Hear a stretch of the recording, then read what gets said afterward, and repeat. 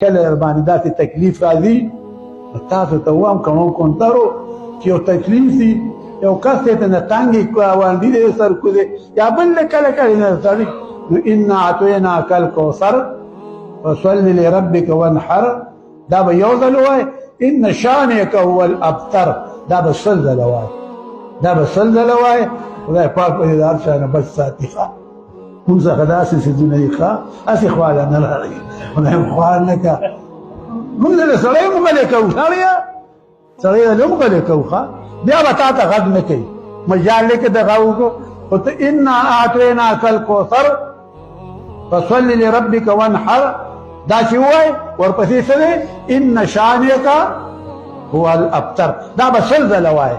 چې دا سل ځله وای بس دعا وکړه خدای دې درنه چپ واړ بس چپ پرې کړه وهذا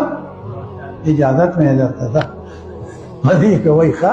الله خوشاله ساته